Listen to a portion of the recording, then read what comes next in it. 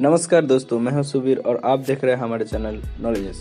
Hello friends, आज हम बात करेंगे एक अमेजिंग किताब के बारे में जो किताब क्रिस वैली के द्वारा लिखी गई है। वो किताब है हाइपर फोकस। अगर आपके जीवन में आपको फोकस करने में समस्याएं है तो एक किताब के वीडियो आपके लिए बहुत ही हेल्पफुल हो सकते हैं।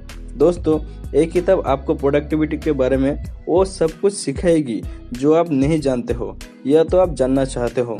दोस्तों, क्रिस वैली एक अमेरिकन ऑथर है, लेकिन उन्हें कुछ साल पहले फोकस करने में बहुत ही प्रॉब्लम होते थे और वो इसीलिए कि उनके जीवन में सीरीज ऑफ स्क्रीन बन गई थी। पूरे दिन ऑथर स्क्रीन के सामने थे और सबसे ज्यादा जो उनको टाइम वेस्ट करते थे वो थे उनके स्मार्टफोन। इसीलिए ऑथर सोचा कि मैं एक ऐसे बुक लिखूंगा जिससे अपने फोकस को हमेशा के लिए बेहतर कर सकूं। और इसीलिए ऑथर ने काफी एक्सपेरिमेंट किया और वर्ल्ड वाइड घूम के कुछ ऐसे एक्सपर्ट से मिले जिन्होंने फोकस और अटेंशन के ऊपर सालों से रिसर्च कर रही थी। और इसके बाद क्रिस ने हाइपर फोकस बुक लिखा है जिससे हम हमारे फोकस लेजर सब कर सके। तो आज हम इस किताब से 5 इंपॉर्टेंट लेसन शेयर करेंगे। तो आइए देखते हैं। Lesson number 1, switching off auto pilot mode. दोस्तों, हमारे 40% एक्शन हमारे हैबिट से होते हैं, जिसे करने में पहले हमें ज्यादा कुछ सोचना नहीं पड़ता, जैसे ब्रश करना, मोबाइल यूज करना। ये एक्शन हमारे हैबिट के ज्यादा से ज्यादा समय हम ऑटो पायलट मोड में कर रहे होते हैं। लेकिन ऑथर कहते हैं ऑटो पायलट मोड में ना रहे, क्योंकि ये हमें वो एक्शन वो हैबिट करवाता है जो हमारे कोई के काम के नहीं होते हैं। रिसर्चर्स कहते हैं हमारे आंखें चीजों को और स्लो स्क्रीन करते हैं जब हमारे ब्रेन साथ में कुछ और सोच रहा होता है, यानी कि ये दोनों एक साथ मिलकर काम करते हैं। ऑथर ने ऑटो पायलट मोड को ठीक करने में एक टास्क के बारे में बताते हैं जो है अनअट्रैक्टिव, अट्रैक्टिव और वर्टिकली प्रोडक्टिव एंड अनप्रोडक्टिव। जिसमें फर्स्ट है नेसेसरी वर्क, जो आपके लिए करना बहुत ही जरूरी है और वो काम आपके लाइफ में वैल्यू भी ऐड करते हैं।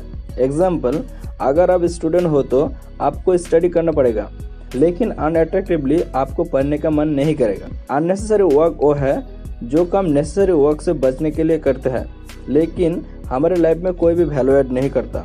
एग्जाम्पल, काम करते समय ईमेल चेक करना, टेक्स्ट करना, एक्सेट्रा। नंबर 3, डिस्ट्रैक्टिंग वर्क, जिसे हो सकता है आपको करने में मजा आए लेकिन वो अनप्रोडक्टिव है। एग्जाम्पल, सोशल मीडिया यूज करना, गेम्स में पूरा दिन लगाना।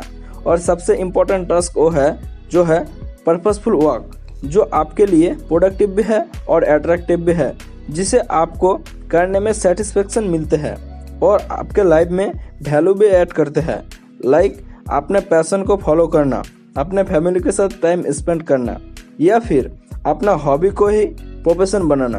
तो ये 4 तरह के टास्क अपने अटेंशन के लिए कंप्लीट करेंगे और ये आपके ऊपर है, आप किसके ऊपर ज्यादा फोकस करेंगे। Lesson number 2, your attention.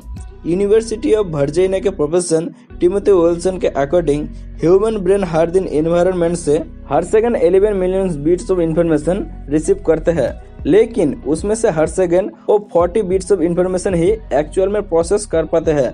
इसका मतलब है हमारे ब्रेन का भी एक लिमिटेड अटेंशनल स्पेस है। अटेंशनल स्पेस मतलब किसी भी चीज पर फोकस करके उसे प्रोसेस कर पाने की हमारे मेंटल कैपेसिटी। अटेंशनल स्पेस को ऑथर ह्यूमन ब्रेन का रैम भी कहते हैं।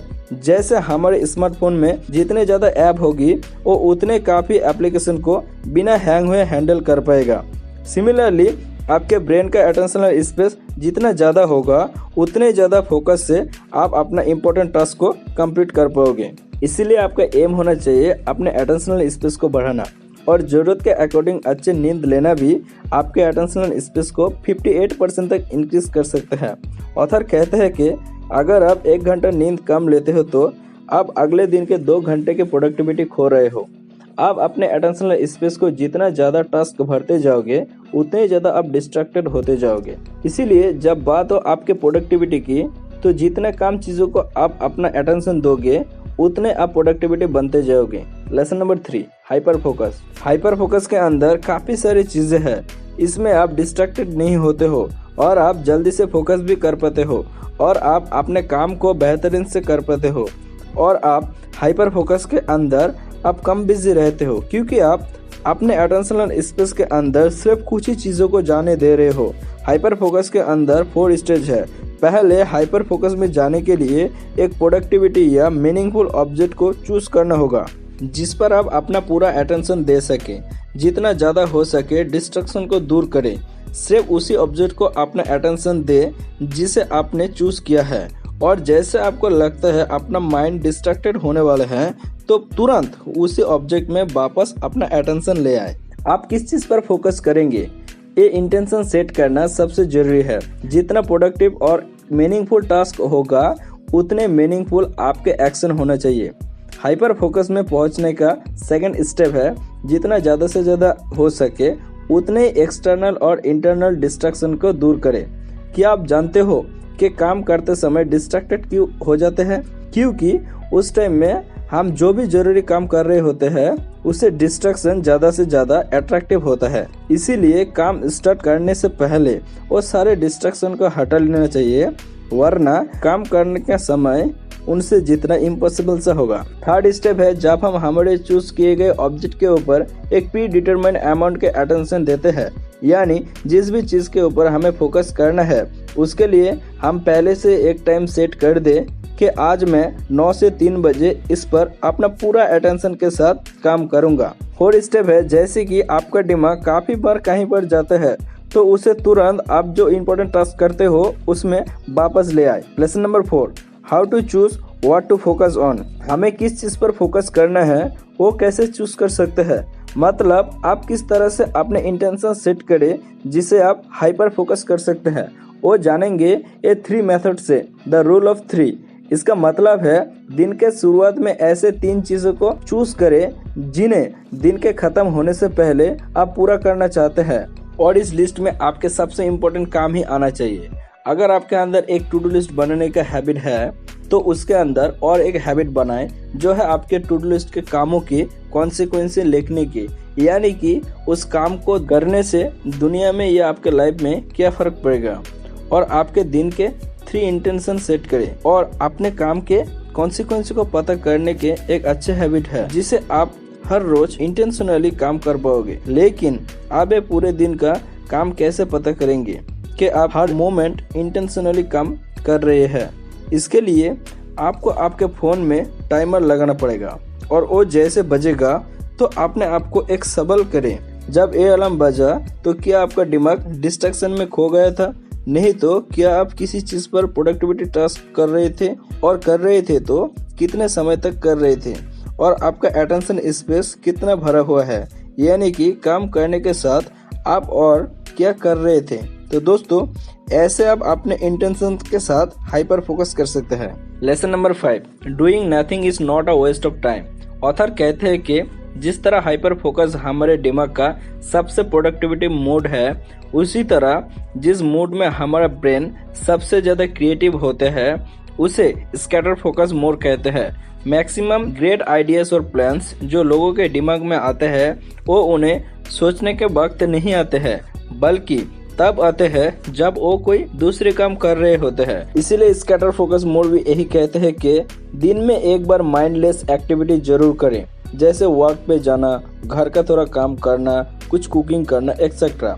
ऐसे चीज़ों से आपका दिमाग फ्री होते हैं और वो पास्ट में सीखी हुई चीज़ों के डॉट्स को बैकग्राउंड में कनेक्ट करते हैं। और यही रीज़न है कि आपके कुछ प्रॉब्लम्स के सॉल्यूशन आपको अचानक ही मिल जाते हैं, जिसे यूरेका इनसाइट भी कहते हैं। ऑथर कहते हैं हर शाम को एक डिस्कनेक्शन रिचुअल लो, जैसे कि सुबह 8 बजे तक, शाम 8 बजे तक मैं मोबाइल को यूज़ नहीं करूंगा। हर संडे को डिस्कनेक्शन रिचुअल लो, जैसे कि डिजिटल दुनिया से खुद को टोटली दूर रखूंगा और अपने फैमिली के साथ टाइम स्पेंड करूंगा। क्रिस वैली कहते हैं कि आपका अटेंशन ही आपका जिंदगी बनाता है। अगर हम हर सेकंड डिस्ट्रैक्टेड है और हमारा दिमाग ओवर स्टिमुलेटेड है तो हम ऐसी लाइफ क्रिएट करेंगे जो बहुत ही डिस्ट्रैक्टेड हो। लेकिन जब हम थोड़ा बोर होना सीखेंगे और जब हम लेस स्टिमुलेटेड बन जाएंगे, तब न सिर्फ हमें प्रोडक्टिविटी, फोकस और आइडियाज़ के जैसी चीज़ें मिलते हैं, बल्कि इसके वजह से हम एक अच्छे लाइफ जी पाते हैं। तो दोस्तों ये थे क्रिस वैली के द्वारा लिखी गई किताब हाइपर फोकस, जो आपके मोस्ट इम्पॉर्टेंट कामों को अच्छे से कंप्लीट करने में और आपके गोल को फोकस करने में बहुत ही हेल्प करेगी। अगर ये वीडियो आपके लिए थोड़ा भी हेल्पफुल हुए तो वीडियो को लाइक करें और कमेंट करके हमें बताएं आगे किस टॉपिक या किस बुक के बारे में आप जानना चाहते हैं। हम जल्द से जल्द वो वीडियो आपके लिए लेके आएंगे। दोस्तों वीडियो के एंड तक देखने के लिए और लाइक करके हमारे उत्साह बढ़ाने के लिए और हमारे चैनल को सब्सक्राइब करने के लिए आप सभी को दिल से धन्यवाद।